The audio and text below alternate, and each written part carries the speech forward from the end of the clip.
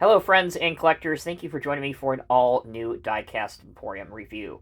In today's video, we're going to be taking a look at a model that is about 8 to 10 years old now, and that is the Universal Hobbies 150th scale Komatsu D155AX-7 Crawler Dozer. The item number is UH8010.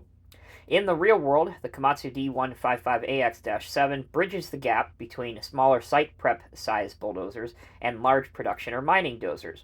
It has a 354 horsepower engine at 1,900 RPMs, an operating weight of 91,515 pounds, and a blade capacity of 26.8 cubic yards or 20.5 cubic meters. All right, let's transition now to the unboxing chapter. As you can see, the model comes in the very recognizable white and blue style Komatsu packaging that they use for a lot of their models. Diecast model, exact 150 scale Komatsu. Some of Komatsu's product range here at the bottom. You remove this insert piece, which gives you your first look at the model inside. You'll also notice at the bottom of the plastic base that it's mounted to, it says Komatsu D155A-7. And also, we have the modeler's best friend, if you can notice here, one on the subsequent side, and a couple that are holding down the ripper assembly. We now have twist ties. But first things first, let's look at the back of the box. There's the model pushing around some pebbles. And the bottom of the box has all of its information. Notable to mention, this is an adult collectible item, not recommended for anyone under the age of 14. It's made by Universal Hobbies and Merchandising. There's their email, there's their US website, here's the item number and the barcode if you want it. Alright, let's crack this thing open. As I said before, this is not a brand new release. This model has been out for several years now, but it's really well made. It's a nice looking piece, and you'll see that here in just a moment. So out of the box it comes. We have this divider piece here, which is taped down to the plastic base, so let's not worry about that. And looking at the bottom, we have a total of 4 twist ties, and then also some screws that we need to undo to get the model off. So what I'm going to do now is I'm not going to waste your time. I'm going to pause the video. When we come back, we'll have the model free from its base, and we'll be able to take a look at it. Alright everyone, thanks for sticking with me. Here's the aftermath before we take a look at the model. 3 screws, 2 support bases, and a total of 4 very unnecessary and pesky twist ties that I wish model makers would realize is not necessary, especially when the model is already screwed down to the base. Also, by the time you think you're done unboxing it, you do have to cut off these 2 plastic pieces which are protecting the tracks. Again, something that is not necessary.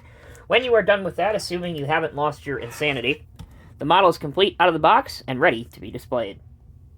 Okay, getting the measuring tape out. From the beginning of the blade to the end of the ripper, it is just about 7 inches in length. If you want to see the size of the blade exactly, measure it out. It's just about 4 inches, as you can see there. Alright folks, although the dozer is pretty large, it is still small enough to fit on the revolving spin table. So let's take a look at some of the decals and details now. The paint is pretty thick on this model, and as I said during the introduction, there is a lot, and I mean a lot, of plastic incorporated on this, but it's used well, and it doesn't detract overall from the look of the model. So we have D155AX over here. We have Komatsu on the front of the radiator guard, or the grill covering. These hydraulic lines that go from the top of the cylinders down to where they mount on the tractor are also well done, and you can see these silver connecting pieces that add a little bit of detail. There are lots of lights around the machine, here, here, here, and here, a couple rear-facing ones. There's an antenna. Also, the hydraulic line detailing continues on the ripper, and when I first looked at this machine, I had to do a double take. If I lean it a bit towards you, you can see that one of these cylinders is down and one of them is up. I thought that might be a mistake, but according to the photo on the back of the box, if you look over here, that's the way it's supposed to be. Alright, continuing on with the details and decals, your hand railings here are actually thin and metal. They look the part. The perforations on the grill, that's actually a decal. Of course, they're not really see-through. You have your exhaust and your air cleaner up on top. And if we look at the blade now for the detailing, you can see the wear plate detail on the bottom, as well as the visibility perforations at the top, that at least on both sides of the Dozer are etched through, so you can see some daylight in between it. Let's look at the model's base and show that detail. That shows us the tracks, each of the track segments. Komatsu, 1:50 scale, Universal Hobbies, made in China. Alright, that will do it for the decals and details. We'll take our final break. When we come back, we'll put the Dozer out on the test table and see what it can do. Alright, for our functionality test, first thing we have to do is see if the tracks will roll. They actually won't roll on a smooth surface such as this without applying a lot of downward pressure, but you can freely move them by hand. You can see that the drive sprocket is a plastic piece, as is the front idler. The tracks themselves do appear to be at least metal composite. May not be completely metal, but they do look the part. Moving on now to the front Dozer blade. Let's lift it up as far as it can go. And I will say the cylinders on mine appear to be very, very jerky, and you need to be very careful with them.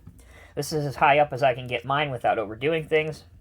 I have no forward tilt or backwards tilt on mine. You can hear the model struggling under duress to go in any direction there, so again, I'm not going to force it.